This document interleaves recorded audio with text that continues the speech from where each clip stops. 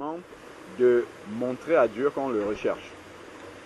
Comme tout à l'heure, quand on chantait, on a cité Jérémie 33:3. C'est « Invoque-moi au jour de la détresse, et je te répondrai, je te montrerai des choses cachées que tu ignores. » Donc, non, nous on invoque pour qu'il réponde. Mais là, il rajoute autre chose. C'est-à-dire que non, il va aller au-delà de la réponse. C'est-à-dire qu'il va nous montrer, et nous montrer même ce qu'on ne lui a pas demandé. Parce que cela est utile. Parce que Dieu est sensible vraiment au cœur qui le cherche. Et c'est une des choses qu'il reprochait au peuple d'Israël, aux Israélites. Il disait, ce peuple m'honore des lèvres, mais son cœur est loin de moi. Parce que le Seigneur, lorsque un cœur est tourné vers lui, il se révèle sans limite. C'est vraiment nous qui allons mettre les limites à la révélation de Dieu dans notre vie. Mais Dieu, lui, il veut se révéler vraiment sans limite. Parce que le but du Seigneur, en fait, c'est de dupliquer Jésus-Christ sur la terre. C'est ça le but du Seigneur. Parce que la Bible nous dit dans Romains 8, verset 29, qu'à tous ceux qu'il a prédestinés, il nous prépare en fait à devenir semblable à l'image de son Fils, Jésus-Christ, pour que Jésus soit le premier-né d'un grand nombre de frères. Romains 8, verset 29. Et il le dit également dans Éphésiens, chapitre 4, versets 11 et 12. Il dit, il a donné les uns comme apôtres, comme prophètes, comme docteurs, évangélistes, etc., pour le perfectionnement des saints en vue de l'œuvre du service. C'est-à-dire que les pasteurs, les docteurs, tout ça, c'est pour préparer les saints à entrer dans un service pour Dieu. Et il dit jusqu'à atteindre la stature parfaite de Christ. C'est ça le but du Seigneur. C'est-à-dire qu'il veut que chacun de ses enfants soit un modèle de Christ, en fait. Chacun. Donc, en fait, il veut multiplier. Comme quand on regarde juste l'œuvre de Christ dans la parole de ça, prend toute la Bible. Le Seigneur veut que cette œuvre-là soit démultipliée comme ça dans le monde entier au travers de la multiplication des enfants de Dieu. Voilà pourquoi on appelle Christ notre frère, notre propre frère. Parce qu'il veut que nous soyons réellement semblables à Christ. Nous le sommes par la foi parce qu'on a reçu l'Esprit Saint. Mais maintenant, le Seigneur veut, au travers du perfectionnement, que pratiquement, concrètement, tous les jours, que nous soyons réellement comme Christ. Et donc, en fait, la progression vers la ressemblance à Christ va être limitée par nous-mêmes. C'est nous-mêmes qui allons limiter Dieu. Parce qu'à certains moments, Christ, quand on voit comment il a marché sur la terre, à certains moments, il était devant certaines difficultés où sa chair tremblait. Sa chair disait, Père, pourquoi si cette coupe peut s'éloigner de moi, ainsi de suite. Mais il faudrait que justement nous laissons Dieu vraiment accomplir toute sa volonté dans notre vie pour que l'image de Christ soit formée en nous. Et voilà donc la promesse que le Seigneur dit, que je voulais lire là dans Jean chapitre 14, verset 21. Il dit, celui qui a mes commandements. Donc la première chose, comme on a dit, c'est de rechercher Dieu de tout son cœur. Seigneur, je te recherche véritablement de tout mon cœur. Dieu s'engage donc à se révéler à celui qui le cherche. Je me laisserai trouver par celui qui me cherche. Ça aussi, c'est une promesse de la parole de Dieu. Maintenant, il y a une deuxième dimension. Celui qui a mes commandements et qui les garde. Ça, c'est la deuxième dimension qui est aussi suivie d'une promesse. Donc, la première, c'est si tu cherches le Seigneur, il se montre. Maintenant, si tu retiens ce qu'il te montre, c'est-à-dire que tu le gardes pour le mettre en pratique. C'est ça surtout qui touche le Seigneur. Si j'apprends des choses de la parole de Dieu, pas simplement pour regarder ma soeur et voir cette parole-là, qu'elle n'a pas mis ça en pratique, et la juger, mais si je regarde sur moi et je vois que ça, c'est pas encore bon dans ma propre vie, et il faudrait, et je prie le Seigneur pour que ça devienne vrai et pratique dans ma vie, Dieu va nous amener sans limite. Et il le dit ici, il dit, et qui garde mes commandements, celui-là même. Donc ça, c'est déjà la preuve que nous avons de l'amour pour Jésus. Nous pouvons chercher le Seigneur, rechercher de tout notre cœur le Seigneur. Ce n'est pas encore la preuve qu'on l'aime. La preuve qu'on l'aime, c'est que les commandements, sa volonté qu'il va nous montrer, nous allons garder et aspirer à la mettre en pratique. Ce qui ne veut pas dire en fait que nous serons déjà parfaits, hein, parce que c'est une chose de désirer vraiment de mettre en pratique la parole de Dieu. Après, il y aura toutes sortes d'obstacles, on va essayer, on va tomber. Mais quand le Seigneur voit vraiment cette volonté de quelqu'un dans son cœur qui veut véritablement marcher comme il veut, même s'il y a des difficultés, la main du Seigneur sera là pour te relever. Parce qu'il voit que c'est à ça que tu aspires. Peut-être tu vas le faire maladroitement, peut-être tu vas te tromper à certains moments, ainsi de suite. Mais comme il y a cette volonté-là vraiment de plaire à Dieu, de réjouir le cœur du Seigneur, à chaque fois, même si tu t'es engagé sur un chemin qui n'est pas bon, le Seigneur viendra te prendre et te remettre sur le bon chemin. À chaque fois, il va toujours te ramener sur le bon chemin. Ça, il a déjà commencé à le faire. Hein. Pour chacun d'entre nous, si on était catholique, je ne sais pas, on est sorti de n'importe où là, déjà là-bas, même dans l'erreur là, Dieu voyait nos cœurs. Parce qu'il y a d'autres personnes qui sont dans ces milieux qui ne vont jamais sortir, qui vont rester dedans toute leur vie. Mais quand on les voit, ils peuvent même avoir l'air sincère de ce qu'ils font. Mais seulement, en fait, dans cette manifestation de la sincérité, ce que Dieu lui fait, c'est qu'il te montre la vérité. Mais devant la vérité, il faut que tu prennes une position. Il faut que tu acceptes cette vérité et que tu la gardes. S'il te montre la vérité et tu dis non, je préfère rester catholique parce que je suis né catholique et je vais mourir, mais Dieu ne va pas te forcer, il va te laisser comme ça. Et c'est la même chose, même quand on devient son enfant. C'est-à-dire que si Dieu voit qu'on on a vraiment envie d'avancer avec lui, il va nous montrer des choses dans nos vies. Et s'il ne nous voit pas avoir la volonté que ça devienne vrai et pratique dans nos vies, il nous laisse là. Et puis il nous observe, il regarde comment on avance. Et ça, c'est l'image de ce qu'on voit dans la traversée du désert par les Israélites. Donc, Dieu vient en Égypte, il montre aux Israélites qu'il est le Dieu puissant au travers des 10 plaies, où il a montré vraiment sa toute puissance. Et vraiment, au final même, quand ils sortent de l'Égypte, il y a la mer rouge qui se présente. Ça, c'est vraiment l'ultime miracle où Moïse va étendre la main. La mer va être séparée, ils vont traverser à sec. Quand les Égyptiens viennent réengloutir. Bon, une fois qu'ils ont vu, ils ont expérimenté le Dieu puissant, il n'y a plus besoin que Dieu continue à leur montrer qu'il est puissant au jour le jour. Enfin, il te montre d'abord, et ensuite, ce que tu as vu là doit rester dans ton cœur. Maintenant que c'est dans ton cœur, il n'a plus besoin de te montrer, tu peux avancer sans voir ça. C'est pour ça qu'il les amène dans le désert maintenant. Là où il n'y a plus Dieu, a priori, enfin, là où en fait on n'est plus dans l'Égypte, où quand tu te tournes, bah, il y a des champs où tu peux aller prendre à manger, où tu as une maison, c'est le désert, il n'y a rien. Il y a une étendue à perte de vue de sable. Le sable, tu ne peux pas le manger, tu ne peux même pas construire, tu ne peux rien en faire, et il y a le ciel. C'est-à-dire qu'il y a Dieu, quand tu lèves les yeux comme ça, il y a Dieu et il n'y a rien autour. Donc tu dois croire, quand tu lèves, tu vois le ciel, tu dois garder, en fait, tu dois puiser ce qu'ils devaient faire les Israélites, c'est de puiser dans leur cœur ce qu'ils ont gardé du souvenir de Dieu en Égypte. Et c'est ça en fait que Dieu fait. Même au moment où on se convertit, Dieu va manifester beaucoup de... vraiment de miracles en fait dans nos vies. Il va faire avancer les choses, les requêtes de prière, tout ça. Et Dieu va répondre rapidement pour nous montrer. Parce qu'en fait au début, on ne connaît pas Dieu. Des gens nous ont parlé de Dieu, ils nous ont dit Dieu a fait ça dans ma vie, Dieu a fait ceci. Ok, ça c'est des témoignages qui vous concernent, mais moi je ne l'ai jamais expérimenté. Dieu permet maintenant que tu l'expérimentes. Une fois que tu as expérimenté le Seigneur et que tu sais réellement dans ton cœur que Dieu existe, c'est désormais sur ça qu'il veut que tu t'appuies pour la suite de ta marche.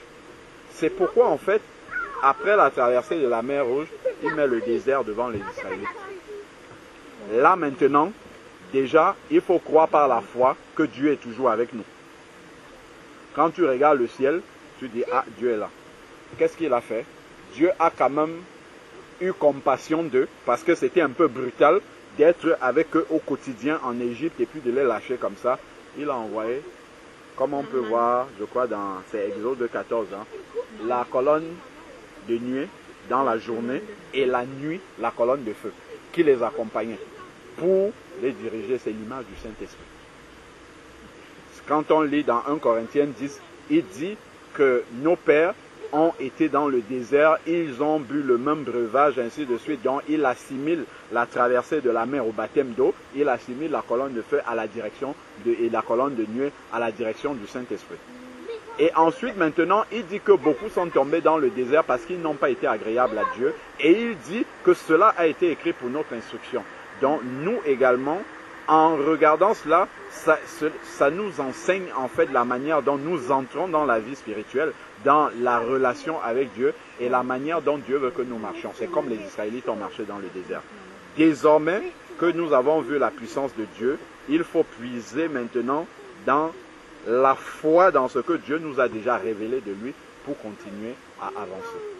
Donc, les Israélites étaient là maintenant dans le désert. Ils devaient s'appuyer sur la colonne de nuée qui leur montrait le chemin. Mais cette colonne de nuée-là, Moïse recevait aussi en parallèle les commandements de Dieu sur le mont Sinaï et le ramenait au peuple. Quand le peuple endurcissait son cœur par rapport à la volonté de Dieu que Dieu révélait à Moïse et à Aaron, ce que la colonne de nuée faisait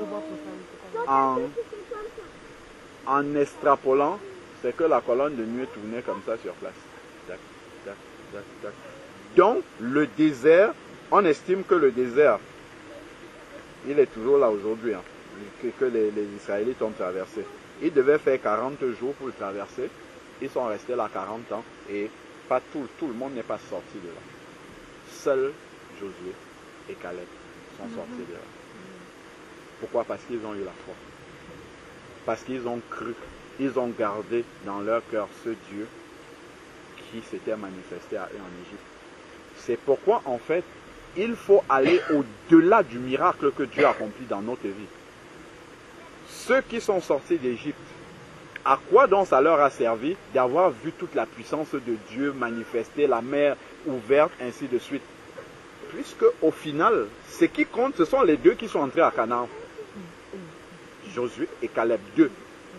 Sur des millions de personnes.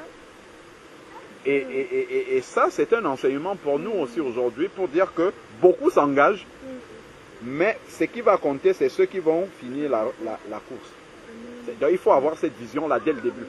Et se dire que, Seigneur, ok, merveilleux est ma conversion, ou bien tout ce que j'ai pu voir comme miracle, mais tu m'attends à la ligne d'arrivée, mais il va m'accompagner parce qu'il y a la colonne de Dieu, le Saint-Esprit. Et dont le Saint-Esprit tournait en rond quand il n'obéissait pas. Et c'est la même chose avec nous aujourd'hui. Si le Saint-Esprit indexe quelque chose dans notre vie, si on ne corrige pas ça, moi je me rappelle quand je me suis converti, je ne suis pas passé immédiatement dans les eaux du baptême. J'ai mis 6 mois. Parce que j'avais besoin d'être déraciné des gouttes d'eau que j'avais reçues sur ma tête, même étant né de nouveau. Je pensais que c'était valable. Mais à un moment, j'ai un peu avancé comme ça. Après, il n'y avait plus rien qui se passait dans ma vie spirituelle. Je savais que j'étais converti, mais sans plus. Tourner en rond comme ça, tourner en rond, jusqu'au jour où j'ai capitulé. J'ai dit, je comprends. Le baptême que j'avais, Dieu me l'a montré de plusieurs manières. Cela n'est pas valable devant Dieu. Lorsque j'ai accepté ça. C'était le premier dans ma famille à prendre ce chemin-là. Toute ma famille a toujours eu le goutte d'eau sur la tête et tout. Et ça me faisait peur de m'engager comme ça sur un chemin où je suis là, il n'y aura plus que Dieu. Je ne peux même pas partager ça avec quelqu'un de ma famille pour dire j'ai pris ce chemin-là. Et donc, en sortant des eaux du baptême, il y a eu comme un poids en fait qui est parti. Là, je me sentais vraiment connecté à Dieu et obligé de compter sur lui uniquement parce que je n'avais plus d'appui humain sur qui je ne pouvais même pas aller poser la question ou à mon père ou à un oncle qui est ancien d'église ou que c'était terminé. Ouais. Donc en fait, justement, si Dieu te montre, il attend que tu puisses obéir pour te permettre de continuer à avancer. C'est un peu comme ça, étape à étape. Quand il dit à celui qui est fidèle dans les petites choses, je lui montrerai des plus grandes. Donc le Seigneur nous montre comme ça ces petites choses et il attend que nous puissions obéir. Si nous obéissons, il élargit encore. plus nous obéissons, plus il élargit. Donc en fait, quand quelqu'un reçoit la parole de Dieu et obéit, en fait, il n'y a pas de limite dans la révélation personnelle même du Seigneur. Quand on regarde ici, il dit au verset 21, là nous sommes en train de commenter Jean 14, verset 21, « Celui qui a mes commandements et qui les garde, ça, c'est la preuve que j'aime Dieu parce que je garde ses commandements et je les mets en pratique.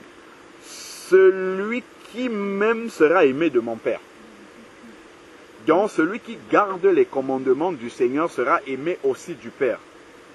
Hein, Claire, quand tu pries, tu dis mon Père, mon Père, mon Père. Voici la condition pour l'appeler ton Père. Hein. C'est écrit ici, c'est qu'il faut garder les commandements. Donc, plus tu l'appelles comme ça, plus ça doit te rappeler qu'il faut que tu gardes ses commandements. Comme ça, il va vraiment accepter et être dans la joie que tu l'appelles comme ça. Donc ensuite, il dit, celui-là sera aimé de mon Père, moi aussi je l'aimerai. Et voilà, c'est la fin du verset que je voulais montrer. Et je me manifesterai à lui. Se manifester à lui, c'est la révélation en fait. C'est que cette personne-là qui me recherche pour garder mes commandements, pour appliquer, pour marcher dans mes commandements, je vais me révéler davantage dans la profondeur à cette personne. C'est pourquoi, en fait, sur ce verset-ci, on peut voir deux personnes, comme je le dis souvent, qui s'engagent avec le Seigneur le même jour. Ils se sont repentis, ils passent dans les eaux du baptême le même jour. Mais si tu les revois peut-être au bout de 6 mois, au bout d'1 an, il y a un, c'est comme si lui venait de connaître le Seigneur hier, et la personne avec laquelle ils sont sortis des eaux du baptême 1 minute après l'autre, il peut carrément devenir son enseignant de la parole de Dieu. Il y a une distance entre les deux, considérable. Cette distance-là, en fait, de manière générale, après il peut y avoir des cas particuliers, de manière générale, en fait, elle est fondée sur la place que chacune de ces deux personnes a donnée à Dieu dans sa vie. Si on a fait une place importante au Seigneur dans sa vie avec la volonté d'avancer, avec la volonté d'obéir, il n'y a rien qui va empêcher au Seigneur. Même si on tombe, hein, ça ne veut pas dire que tout de suite on est parfait. Même s'il nous arrive de tomber, cette volonté que Dieu voit de celui-là, il va lui dire, non, ma fille, c'est pas comme ça. Regarde, corrige de cette manière-là. Après, boum, les épreuves vont venir. On ne va pas commencer à pleurer. Il y a celui qui va voir les épreuves. Lui, il va commencer à pleurnicher. Dieu m'a abandonné. Pourquoi? Donc, il va rester là à traîner. Pourquoi? Alors que l'autre, ils sont sortis le même jour des eaux du baptême. Lui, quand il va voir ça arriver, il va dire, ah oui, je sais que le Dieu qui m'a délivré d'Égypte, de ma vie de péché, c'est un miracle qui m'a fait sortir de là, déjà. Donc, ce Dieu-là ne peut pas m'abandonner. Il ne peut pas juste me sortir, il m'amène dans le désert et il me laisse là. Donc, je sais que si c'est lui qui a permis que j'aille dans le désert, comme Jésus est sorti des eaux du baptême, c'est l'Esprit de Dieu qui l'a conduit dans le désert. Donc, si c'est Dieu qui me conduit comme l'Esprit a conduit Jésus dans le désert, c'est qu'il y a une épreuve là-bas qui est nécessaire pour ma marche, qui doit amener une brique supplémentaire dans la construction que Dieu est en train de faire dans ma vie.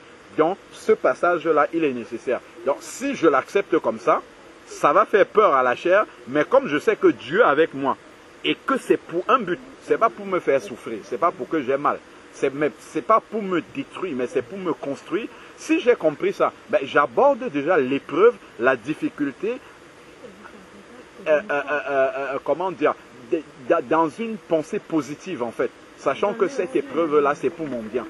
C'est pas pour m'écraser, c'est parce que Dieu veut me construire. Et au travers même de cette épreuve-là, Dieu veut que cette épreuve-là par laquelle je vais passer devienne après un témoignage pour d'autres personnes.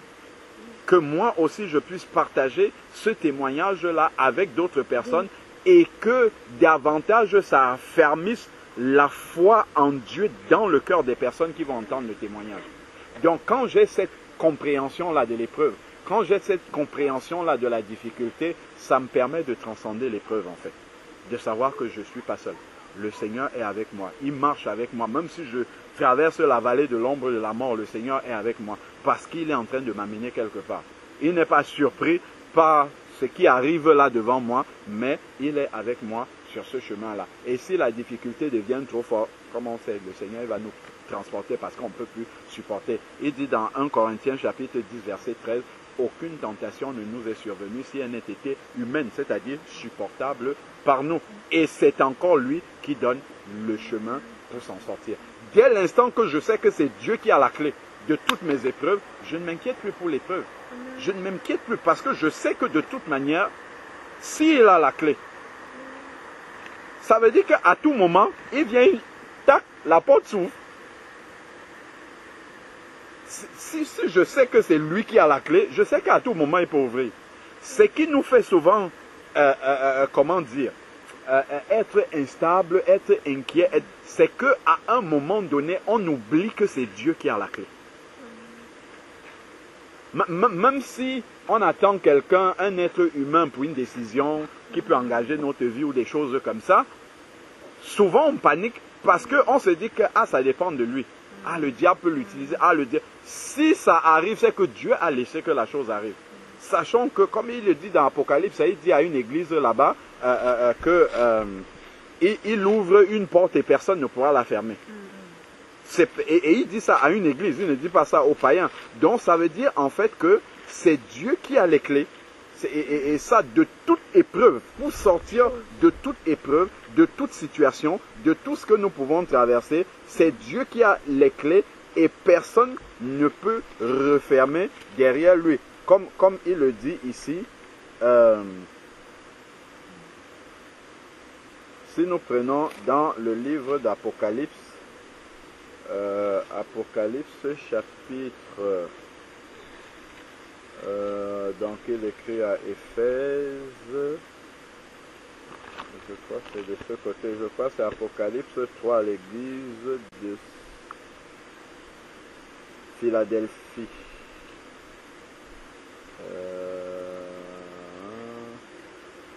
Alors, est-ce que c'est Philadelphie où il dit que... Comment? Si quelqu'un trouve, dites-moi. C'est Apocalypse 2 et 3 où il parle aux églises. Et à une église, il dit qu'il ouvre une porte et personne ne pourra fermer. Je ne sais plus à quelle église il dit. C'est Philadelphie. C'est à Philadelphie. Alors, donc, Philadelphie, ça commence au verset 7. Et c'est à quel verset qu'il dit? Le 7. Voilà, verset 8 déjà, je connais tes œuvres, j'ai mis devant toi une porte ouverte que nul ne peut fermer. Apocalypse chapitre 3 verset 8. Je connais tes œuvres, voici j'ai mis devant toi une porte ouverte. Donc c'est Dieu qui a ouvert cette porte-là, que nul ne pourra refermer. Parce que seul Dieu peut refermer cette porte-là. Seul lui a la clé. Parce que tu as peu de puissance et que tu as gardé ma parole. Toujours. Ça, c'est-à-dire que même si on est au creux de la difficulté, même si on est dans le tunnel et qu'on ne voit pas l'autre bout, si on garde la parole du Seigneur, sachant qu'à un moment donné, Dieu peut faire apparaître une porte que nous, on n'avait même pas vue. Donc, ce qui importe pour nous, quelle que soit la hauteur de la montagne devant laquelle je suis, ce que je dois rechercher, c'est de garder la parole de Dieu. C'est de garder mes yeux sur le Seigneur. Et ça, c'est ce qui avait manqué à Pierre quand il marchait sur l'eau. À un moment, il marche. Après, je marche sur l'eau. Il a commencé à couler. Parce que les yeux n'étaient plus sur le Seigneur. Il avait oublié la parole. Lui-même, il a demandé au Seigneur, Seigneur, si c'est toi, ordonne que je vienne. Et le Seigneur a parlé. Le Seigneur a dit, viens. Donc, sur la parole du Seigneur, il a commencé à venir. Parce que pendant ce temps, au moment où il se lève pour commencer à marcher sur l'eau, il a la parole du Seigneur dans le cœur. Et dès l'instant qu'il oublie en fait que c'est Jésus qui lui a dit de venir, terminé, il commence à couler. Et je nous assure que nous tous, moi le premier, ça nous arrive parce que en fait c'est ce qui est, comment dire, ce qui est un véritable combat spirituel pour nous, c'est de garder tout le temps la foi dans la parole de Dieu. C'est de ne pas, en fonction de la hauteur de la montagne qui est devant moi, commencer à penser que la parole de Dieu devient un peu petite. par rapport à la hauteur de la montagne. Comme quelqu'un disait, au lieu de dire à Dieu combien ta montagne est grande, dis à la montagne combien ton Dieu est grand. Tu vois? Et ça, c'est ce qu'on a du mal en fait à faire. Quand on voit la taille de la montagne, non, là il faut que je raconte à Dieu comment la difficulté, là, vraiment, s'il n'enlève pas. Mais je dois regarder la difficulté en disant, non, j'ai un grand Dieu. Dans tous les cas, même si tu continues à grandir, le Dieu qui est avec moi est encore plus haut que toi. Et ça, en fait, ça on le montre par des images comme ça, mais la réalité derrière, c'est de ne pas oublier la parole de Dieu. C'est de ne pas oublier la promesse du Seigneur. C'est de ne pas oublier que c'est Dieu qui a les clés. C'est Dieu qui a l'issue de ce qui va arriver. Amen. Et ce qu'il attend de moi dans l'épreuve, c'est que mes yeux restent centrés sur lui et que je ne doute pas de sa parole. C'est pour ça qu'il a amené les Israélites dans le désert. C'était pour que leur foi ne reste pas attachée parce qu'ils ont vu les miracles, ils ont vu la mer ouverte et tout, que ça s'arrête là. Non, ils voulaient vraiment qu'ils aient une foi complète en lui. Voilà pourquoi, même pour entrer à Canaan, on a envoyé des espions là-bas, ils étaient 12, et puis ils voient, ah, il y a des géants. À seuls deux, on dit, bon, même s'il y a des géants là-bas, comme nous venons au nom de l'Éternel, ben, on n'a pas peur de ces géants-là. Et ce sont ces deux-là qui sont entrés dans la terre promise. Donc ça, c'est vraiment une exhortation un peu générale comme ça sur la marche en Christ. Et ça nous suit en fait pendant toute notre marche avec le Seigneur. Et que ce soit ceux qui sont déjà engagés depuis un moment, que ce soit toi qui vas t'engager, c'est important en fait que cela puisse nous être rappelé tout le temps. Parce que Romains 12, verset 2, nous dit de ne pas nous conformer au siècle présent. Parce qu'en fait, le fait de vivre dans le siècle présent alimente notre pensée. Le siècle présent alimente, remplit notre pensée. Et c'est ça qui produit le doute. C'est ça qui étouffe la parole de Dieu en nous et nous empêche d'avoir une foi suffisamment bâtie, en fait, dans la parole de Dieu tout le temps. On peut avoir la foi dans la parole de Dieu un temps, mais tout le temps, c'est ça qui est le combat le plus difficile. De garder tout le temps la même foi dans la parole du Seigneur. Et ça s'entretient. Soyez transformés par le renouvellement de l'intelligence pour discerner la volonté de Dieu qui est bonne, agréable et parfaite. Et ça ne peut que se faire en entretenant notre pensée par la parole de Dieu. En méditant constamment la parole du Seigneur, en étant constamment connectés en fait. C'est ça qui va nous faire garder. C'est pourquoi en fait, lorsqu'on observe la vie de Jésus était avec les disciples, il agissait, il faisait des choses. Après un moment, il va à la montagne pour rester connecté. C'était ça le but, de rester tout le temps en fait dans la foi au Père. Toujours le cœur attaché sur la parole. Il est écrit ceci, il est aussi écrit ceci. Quand par exemple les gardes sont venus l'arrêter à Gethsémane, Pierre a sorti l'épée pour commencer à couper l'oreille. Il lui dit non, ce n'est pas comme ça. Comment va s'accomplir la volonté? Parce que Pierre justement, lui, n'était pas préparé. Au moment où Jésus a senti que l'épreuve arrivait, il a pris Pierre, Jean et Jacques pour aller prier. À la montagne, ils se sont assoupis, ils dormaient. Pendant que Jésus priait, il est venu une fois. Vous dormez, il est parti. Ils ont encore dormi. Ainsi, donc ils n'étaient pas prêts. Donc du coup, devant l'épreuve, ils n'étaient pas connectés. Ils étaient dans la chair. Alors que là, il fallait être dans l'esprit. Et Jésus, comme lui, il avait passé du temps connecté, lui, il était dans l'esprit, malgré que charnellement, c'était difficile de voir les gens qui viennent avec les épées et ainsi de suite. Jésus, lui, il est resté spirituellement connecté toujours à Dieu parce qu'il avait passé du temps dans la prière en leur disant simplement, mais j'étais dans le temple avec vous tous les jours, pourquoi vous ne m'avez pas arrêté? Vous venez avec des goudins, des épées comme pour arrêter un brigand, j'étais là avec vous tous les jours. Mais ça, quelqu'un qui n'est pas connecté ne peut pas parler comme ça. Quelqu'un qui n'est pas connecté sera dans la chair. Comme Pierre, il va voir d'abord comment est-ce que je peux me défendre. Comment est-ce que je peux m'en sortir là dans cette situation-là. Mais Jésus, lui, quand il répond dans Matthieu 26, c'est qu'il recherche que la volonté de Dieu soit accomplie. Alors que là, il y a une situation où la chair est en danger. Et ça, c'est vraiment le cœur, en fait, de notre marche, hein, sur cette terre. En fait, ça s'exprime de plusieurs façons dans notre vie pratique de tous les jours, mais c'est ça le cœur. C'est que devant la difficulté, je reste spirituel. Je reste les yeux centrés sur le Seigneur.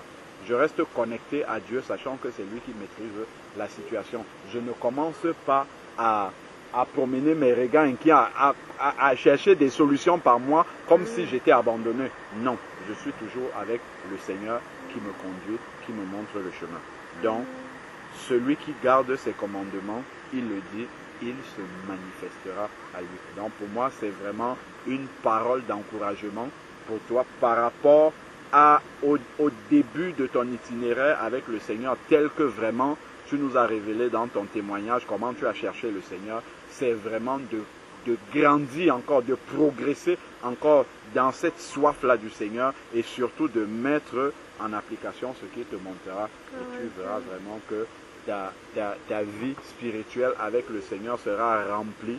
Elle sera tellement remplie qu'elle va déborder et déborder sur les autres. Amen. Même la communion fraternelle qui te manque maintenant, le Seigneur va amener des personnes parce qu'il t'aura rempli. Il faudra que ça aide d'autres personnes autour de toi. Donc le Seigneur va amener des personnes pour s'abreuver là parce que justement, il y aura, comme il a dit, celui qui croit en moi, des fleuves d'eau vive couleront. Donc ça coule en abondance. Il faut qu'il y ait des gens qui viennent recueillir le supplément de ce que Dieu t'a donné. Donc ça, c'est une vie qui produit du fruit. Et c'est ça le but vraiment de nous tous dans le Seigneur. Amen. Amen. Amen. Vraiment que Dieu soit béni. Frère, je ne sais pas si tu avais quelque chose à apporter. Je voulais ajouter un point au sujet de la...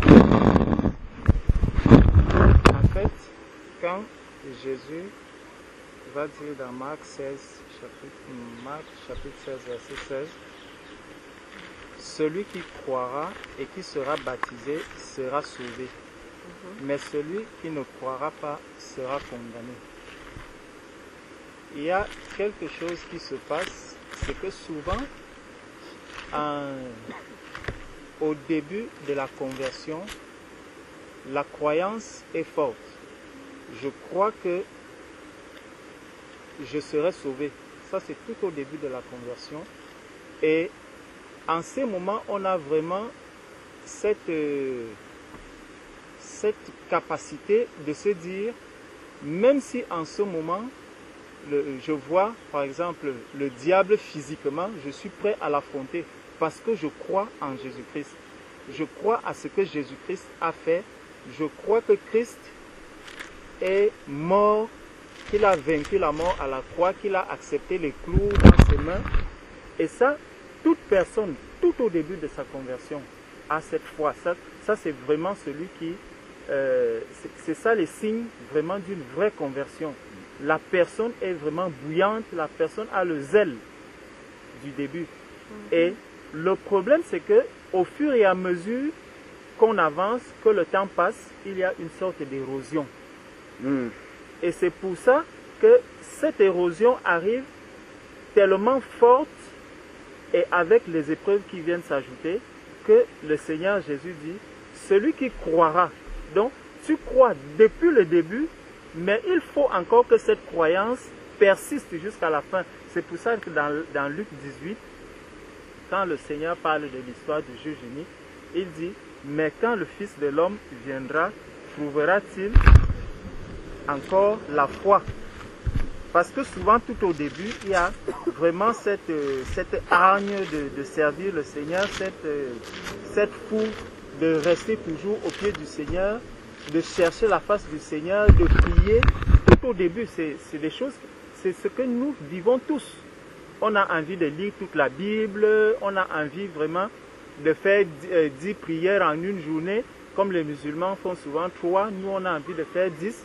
Et plus le temps passe, plus on se rend compte qu'on a commencé par 10, après on descend à 5, après 5 on descend à 2, après 2 on essaye de se rétablir à 3 en disant je vais prier le matin, à midi et le soir. Et au fur et à mesure que le temps passe, même on finit par une seule prière. Et parfois même cette prière, on passe des journées sans prier parce qu'on dit que Dieu sait, Dieu comprendra. Donc c'est vraiment important de comprendre que cette croyance et cette soif qu'on a au début, elle doit être entretenue. Amen. Elle doit vraiment être entretenue. Et parlant justement de ce que tu étais en train de dire au sujet de la repentance, quand on regarde dans Matthieu, il nous est dit, Matthieu chapitre 3, à partir du verset 1, on nous dit, en ce temps-là parut Jean-Baptiste prêchant dans le désert de Judée, il disait, repentez-vous car le royaume des cieux est proche. Et le verset 3 nous dit, Jean est celui qui avait été annoncé par Ésaïe le prophète lorsqu'il dit, c'est ici la voix de celui qui crie dans le désert, préparez le chemin du Seigneur, aplanissez ses sentiers. Donc, Jean-Baptiste vient faire quoi? Il vient pour préparer le chemin du Seigneur et pour aplanir les sentiers. Ce qu'il faut comprendre par là, c'est que chaque fois qu'on parle de repentance, c'est pour préparer l'entrée du Seigneur. Amen. C'est, imagine-toi un instant, tu es dans ta maison et à Libreville, on te dit, le président Bongo vient te rendre visite. Le président Bongo vient chez toi. Dès que tu vas entendre que le président arrive, donc j'ai reçu le message, la première chose que je vais faire, je commence à regarder dans la maison, qu'est-ce qui est sale. Tu vois, s'il y a la poubelle qui traîne à gauche, à droite, tu cherches à enlever, tu cherches à balayer, tu prends même tu prends quelqu'un, tu lui dis, il faut me mettre la peinture blanche dans la maison parce que c'est ça qui est propre. Tu essaies de tout ranger. En fait, c'est le travail que Jean-Baptiste est venu faire. Amen. Et c'est le travail que la repentance accomplit dans le cœur de tout enfant de Dieu. Amen. Tu vois? Donc, tu prépares le chemin du Seigneur au moment de la repentance. Et rends-toi donc compte que ce n'est pas parce que le président Bongo est parti que, bon, tu ne vas plus entretenir ta maison. Ce n'est pas que Jésus va partir, tu comprends un peu, mais le seul fait que tu as eu à préparer le chemin du Seigneur, il est venu entrer. Maintenant, au fil du temps, chaque jour, tu vas te lever, tu vas balayer la maison, tu vas chercher toujours à ce que la maison soit propre. En fait, c'est ça le travail que nous accomplissons continuellement jusqu'à ce que nous quittons la terre. Donc, Jean vient pour préparer le chemin comme toi aussi. Et tout enfant de Dieu prépare le chemin du Seigneur. Quand tu arrives, tu commences à prier, tu te répands. Dès que tu entends vraiment la parole de Dieu telle qu'il est dit dans Acte 2, qu'ils eurent le cœur vivement touché. Dès que ton cœur est touché, la première chose, on te demande de commencer à nettoyer. Balai. Si quelqu'un te dit, ah, j'ai entendu la parole du Seigneur, mais tu continues, tu vois la personne continuer à vivre dans l'impudicité, dans le péché et autres, celui-là n'a pas encore eu le cœur vivement touché. Amen. Amen. Si vraiment le cœur est touché, la première chose, prends seulement l'image de ce président qu'on t'annonce, dès que tu l'entends, tu vas même commencer à voir que le temps par rapport à sa venue est devenu très court. Donc il faut balayer les choses rapidement. Mais il peut justement avoir des toiles d'araignée, peut-être qui sont cachées derrière ton lit. Tu vois? Et ça, tu vas les enlever. Quand ton œil va tomber dessus, tu diras, ah, il y avait encore des toiles d'araignée ici. Tu les enlèves. Et tu n'iras plus reprendre cette poubelle que tu avais déjà jetée. Et justement, beaucoup de personnes ressortent pour aller encore prendre toute la poubelle et la ramener dans la maison. Tu vois? Donc ça, c'est des personnes, on va dire que celui-là, il a rétrogradé, on dira que celui-là n'a pas reçu en fait une bonne semence et que sa conversion n'était pas réelle en fait. Tu vois un peu? Donc il est important de comprendre que lorsque le Seigneur vient, la première étape de la repentance, elle doit être totale, elle doit être complète. Et c'est important parce que là, le Seigneur, quand il arrive, quand il entre chez toi, vraiment, il a la possibilité de se révéler à toi. Tu as la possibilité vraiment de demeurer à ses pieds. Et c'est en ce moment que vraiment le Seigneur va continuer, va commencer donc à faire un grand travail. C'est là où il va t'ouvrir les yeux. Parce que quand il entre chez toi, il prend place, comme il dit, je me tiens à la porte et je frappe. Si quelqu'un entend ma voix et qu'il m'ouvre, j'entrerai chez lui et je souperai avec lui. Donc, quand il va souper avec toi, les odeurs de la nourriture qui se prépare dans ta propre maison, il va les sentir. Il pourra donc dire, ça c'est de la bonne nourriture. Vraiment, il va les déguster avec joie. Tu comprends? Donc, mais maintenant, si tu arrives, bon, tu te dis que bon voilà, il y a encore ceci, je ne sais pas si je peux encore, si je peux déjà m'en débarrasser, je ne sais pas si je peux déjà le sortir. Dès qu'on va te dire, voilà le président qui est en train de toquer, la première chose que tu feras, imagine-toi la poubelle est devant la porte. Même si tu as balayé toute la maison, quand tu as, c'est qui? Tu vas commencer à paniquer. Mais nous, en fait, nous ne paniquons pas. C'est pour ça que tu vois quelqu'un, on le prend, tu es prêt, oui, je suis prêt à passer dans les eaux du baptême, alors qu'il voit bien un péché qui est là en lui. Mais il ne veut pas l'abandonner. Tu vois, il ne veut pas l'abandonner. Il est exactement comme celui qui a la poubelle devant la porte et le président toque. Le président toque à cette porte. La poubelle est là. Mais comme Dieu est esprit, nous on se dit que bon, c'est caché, mais Dieu lui voit. Le président, lorsqu'il va entrer, il ne va pas... Il va forcément voir. Et c'est toi-même qui seras gêné déjà. Tu vas tout faire, soit pour prendre cette poubelle et aller la mettre sous le lit. Mais parce qu'on est Dieu, parce qu'on est, on est avec Dieu, on se dit que non. Bon, je peux encore le cacher, c'est des frères, c'est des ceci. Mais plus tard, ça cause des dégâts. Le président est dans au salon et il commence à sentir la mauvaise odeur. L'odeur peut-être de la poubelle qui est en train de pourrir, du poisson que tu as vidé et tu es allé le mettre ça sous le lit. Ça commence donc à sentir. C'est pour ça que beaucoup d'enfants de Dieu n'arrivent pas à progresser. Parce qu'il y a ce péché qui est resté là et dont on n'a pas voulu s'en séparer. Et la faute revient souvent à qui? La faute revient souvent à celui qui t'a baptisé. Généralement. Et c'est là que tu vas voir une personne qui dit, ah, je vais faire un deuxième baptême. Je vais faire un troisième baptême. C'est pour ça que les gens, les baptêmes se multiplient, ils se multiplient. Mais la personne oublie en fait que le problème est parti du fait que tu as laissé cette poubelle devant la porte quand le président venait entrer. Et c'est cette odeur que le président est maintenant en train de sentir. Tu vas commencer à accuser les enfants. Qu'est-ce que les enfants ont même encore fait? Vous êtes encore allé chercher quoi? Ça, c'est des personnes qui t'ont baptisé que tu es en train d'accuser comme ça.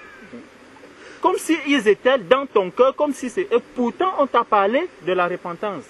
Amen. Il est vraiment important, ma soeur, que quand tu entends le mot repentance, que tu t'arrêtes bien un instant. Maintenant, je ne me presse même plus. Si quelqu'un est prêt, il me dit, je veux me baptiser, je lui demande, est-ce que ta repentance est sincère? Si ta repentance n'est pas sincère, ma soeur, tu reprends ton avion, tu retournes à Libreville. S'il y a un frère que tu vas rencontrer là-bas, il va te baptiser lorsqu'il sera. Mais si tu sais que vraiment ta repentance est prête, là tu dis, d'accord, maintenant, on va te passer dans les eaux du baptême. Il y a trop de choses qui se passent dans le corps du Christ. Et je me dis, vraiment, quand je lis, je médite encore bien la parole de Dieu, le Seigneur m'ouvre les yeux, je comprends que nous-mêmes, nous sommes responsables de ce qui se passe. Tu comprends bien? Donc, moi, c'est le seul point sur lequel je voulais mettre le doigt, c'était sur la repentance. C'est important.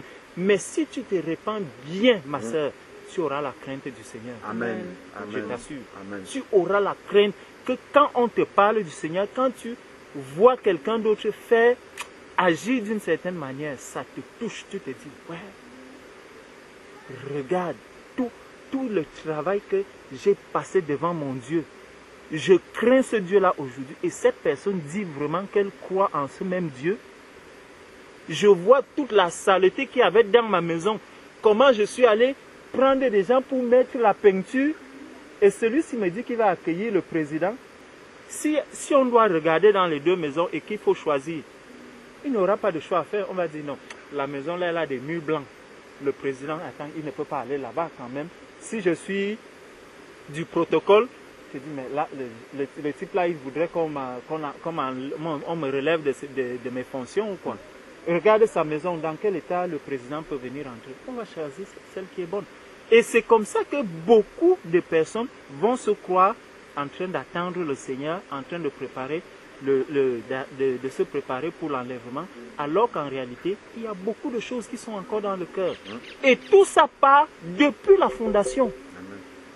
Depuis ce moment de repentance. C'est pour ça que c'est très, très, très important, ma soeur. Ne prends pas la repentance à la légère. C'est quelque chose de vraiment très fort. Le Seigneur a envoyé un homme. On dit Jean-Baptiste. Il est venu uniquement pour faire ce travail. Pour préparer le chemin du Seigneur. Pour aplanir les sentiers. Le Seigneur pouvait venir là directement comme ça. Lui-même commence à parler d'abord de la repentance. Mais parce que c'est ultra, ultra important, il a envoyé un homme uniquement pour faire ce travail. Et dès que lui-même encore arrive, il commence encore à dire, repentez-vous car le royaume des cieux. Donc, sans la repentance, ma soeur, tout ce que tu vas faire sera superficiel. Et toi-même, tu subiras les conséquences. Donc, c'est tout ce que moi je pouvais te dire. Amen. Amen. Je vais juste rappeler, il y a un aspect que le frère Georges a dit, qui a attiré mon attention. Bah, déjà, juste pour figure, je me rappelle, en suivant la télévision à l'époque au pays, quand le pape devait quitter de Rome pour venir au pays, souvent on donnait le budget qui a été alloué juste pour accueillir le pape dans de bonnes conditions, ça se chiffrait en milliards. Parfois on disait 3 milliards de francs, juste pour repeindre les routes. Le pape va passer avec sa papa mobile pendant peut-être 15 minutes. Hein. On dépense 3 milliards. Juste ça, c'est un être humain. À plus forte raison, le Dieu vivant qui va venir habiter en nous. Bon, ça c'était juste une parenthèse. Maintenant, en fait, quand il y a un problème qui se passe, c'est ce que le frère soulignait quand il disait au début on est bouillant, après ça diminue. En fait, quand on nous dit que le président Bongo va venir chez nous, on fait la propreté tout de suite. On passe dans les eaux du baptême. Après, on repart reprendre la poubelle et tout ça parce que le président est parti. C'est qu'on n'a pas bien compris. Lisons un peu la parole du Seigneur. Jean chapitre 14, verset 23. Jean chapitre 14, verset 23. Et après, je vais nous poser une question par rapport à ça. Jean chapitre 14, verset 23 dit, Jésus lui répondit, si quelqu'un m'aime,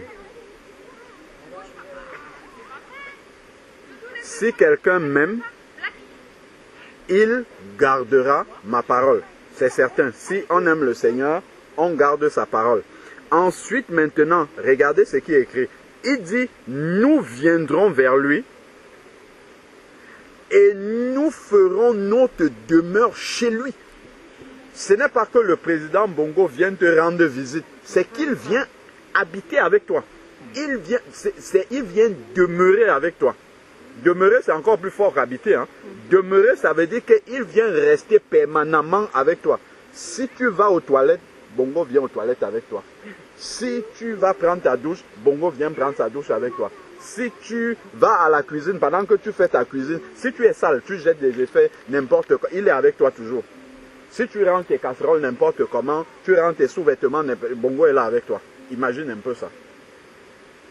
Je ne pense pas. C'est l'idée de se dire que il vient pour partir.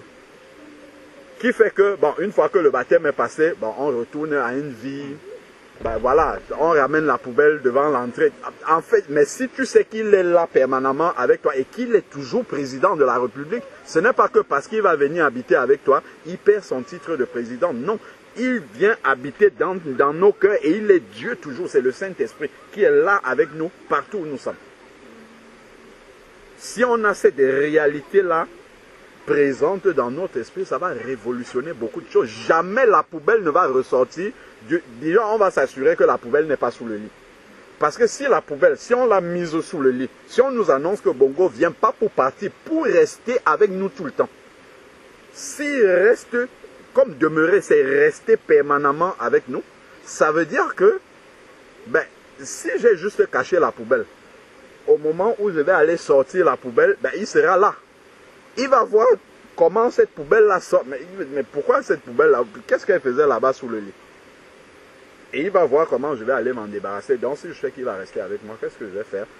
Je vais tout enlever d'avance. Comme ça, quand il sera déjà là, je n'ai plus rien à enlever.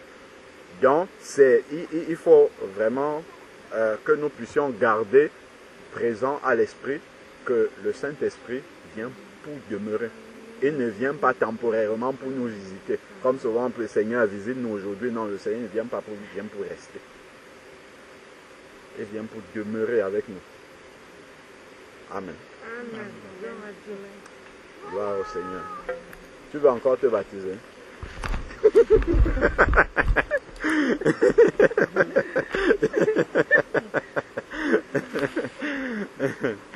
Gloire à Dieu. Si tu veux encore te baptiser, on va à l'eau. C'est toi-même qui nous a dit que ça coule là, rien n'empêche. J'espère que le message là n'empêche toujours pas que Parce que Philippe a d'abord dit une chose avant de dire qu'il y a l'eau. Il a dit je crois de tout mon cœur. Et dans le je crois de tout mon cœur, ça suppose toute cette repentance, tout ce renoncement là, tout cet abandon de son ancienne vie, sachant que là désormais, lorsqu'il va ressortir des eaux du baptême là, il sera quelqu'un d'autre. C'est ça que l'eunuque éthiopien, quand il dit je crois de tout mon cœur que Jésus est le Fils de Dieu, c'est ça qu'il y a derrière. C'est vraiment cette réalité là qu'il passe dans une autre vie. Amen. Amen.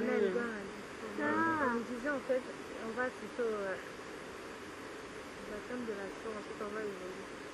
Ah, comment? Par rapport à nos travaux là-bas, du côté de... Ah oui, oui, vous allez partir là, après, bien. Non, après avoir... Ah oui, ok.